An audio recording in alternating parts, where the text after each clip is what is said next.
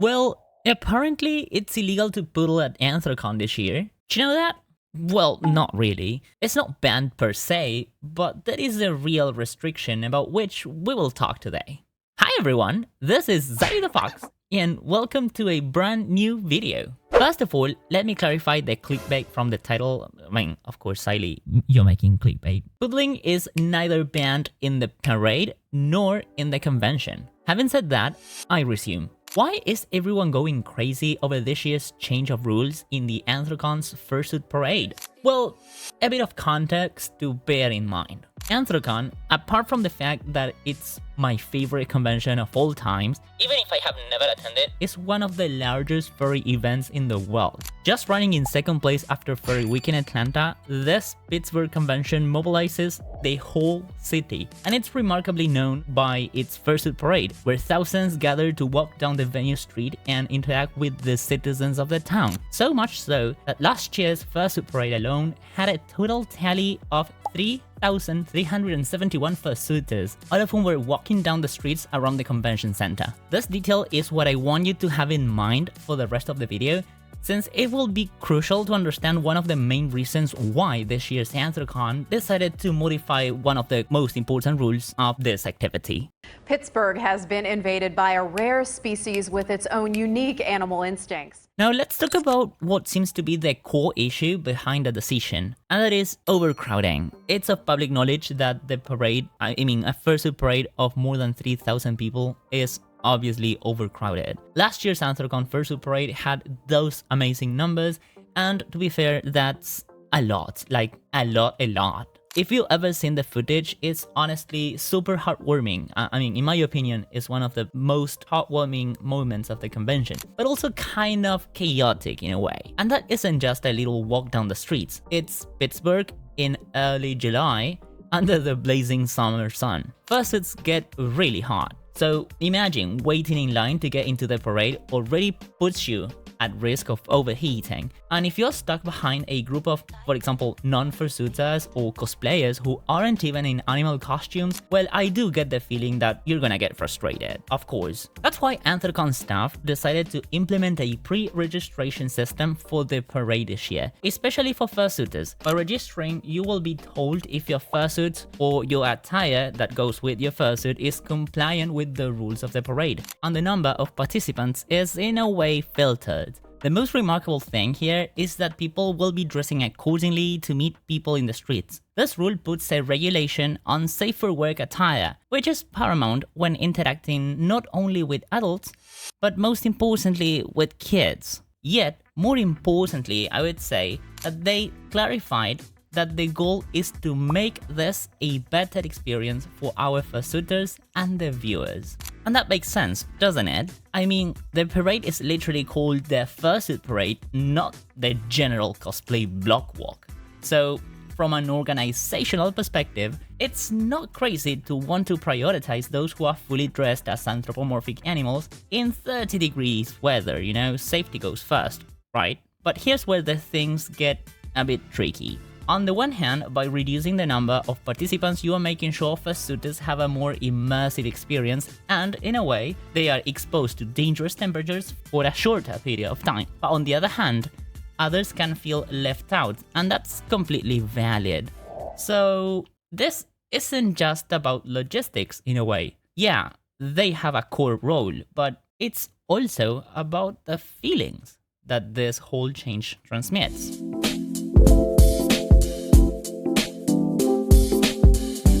As soon as the rule changes were posted on the X account from Anthrocon, the old ruining the magic argument popped back up. If you're newer to the fandom, here's a quick recap. Ruining the magic is the idea that seeing human skin, like, the bare arms or the legs, on someone wearing a fursuit will break the immersion of the quote-unquote fantasy. It's often used to criticize a common practice called poodling, which I really love doing because I suffer from the heat a lot, which is when someone wears only parts of a fursuit, like a head and the paws, without the full body fursuit or the sleeves in a partial fursuit. Now, let me be clear, Anthrocon did not ban poodling from the con. You can still walk around in your partial, go to panels, dance or whatnot, but you cannot show human skin in the parade specifically. And that feels like a throwback to a very, elitist mindset. Why? You might be wondering. Because full fursuits are expensive. Not everyone can afford one, and not everyone wants one. As I said before, like me. I have one, for instance. I have it here. And I choose not to wear it because I can't bear overheating, and like that, many complain on such point. Summer is not ideally good for full body fursuiting. So for many, especially new or younger furries, partial suits are possibly one of the most accessible options, or at least the go-by alternative. And to say that they can't be part of this massive city-wide moment just because they don't have sleeves on, well, gotta acknowledge that it hurts a little, I would say. Also, let's talk optics. Some people argued in the comments in this post that the rule is just about looking clean and tidy for press photos, like media, and in a way representing the fandom in an idyllic way, like in a beautiful picture. But isn't that kind of superficial? Are we really prioritizing looking good for photos over making sure everyone feels welcome? I mean, I get it. You want the city of Pittsburgh to see a parade of beautiful, polished, full fursuits, or, people dressed up without showing their skin. But I also think inclusion matters more than aesthetics. And if you must curate appearances, maybe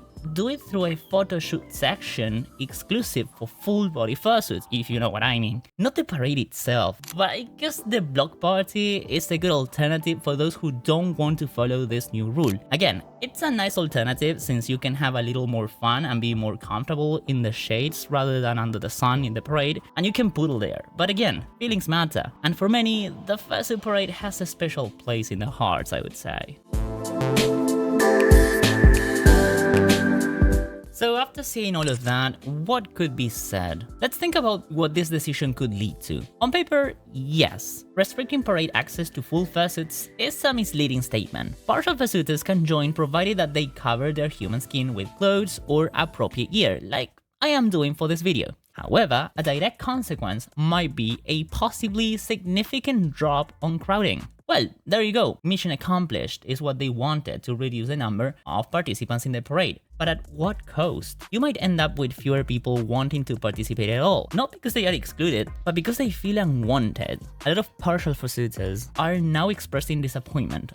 I've seen that on Twitter, for example. Or just outright saying that they won't be able to attend the parade due to complications. And that's not good. I wouldn't like that to happen to me, at least. That's why I want to ask the following.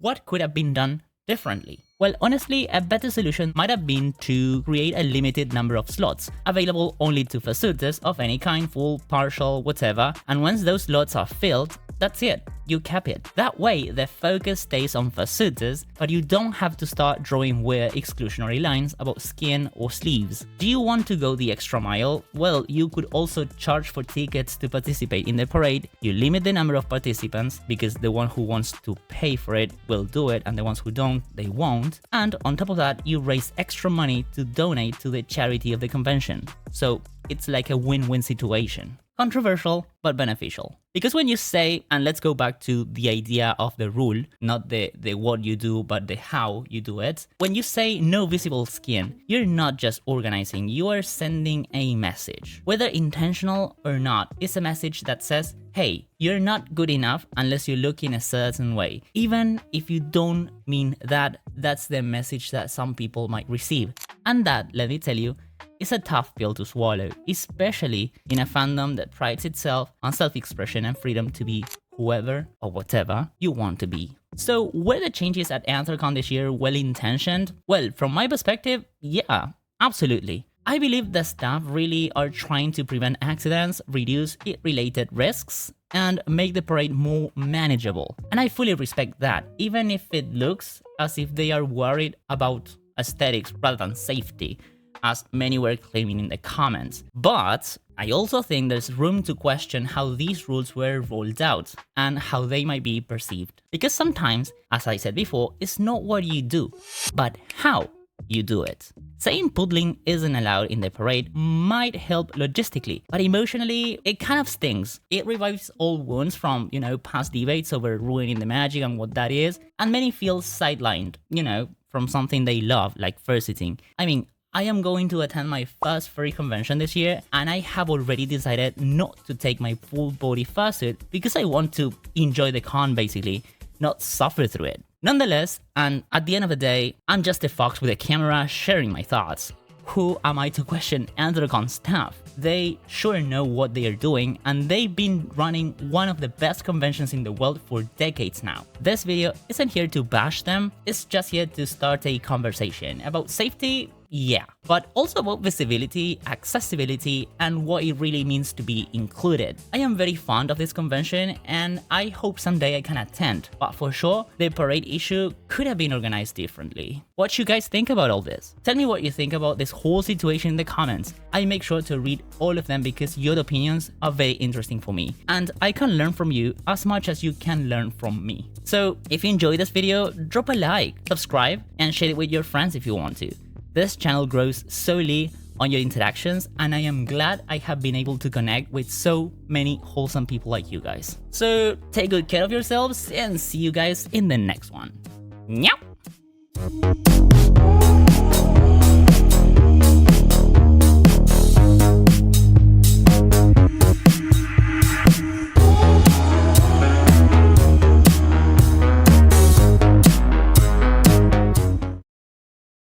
Otro día de quilombo.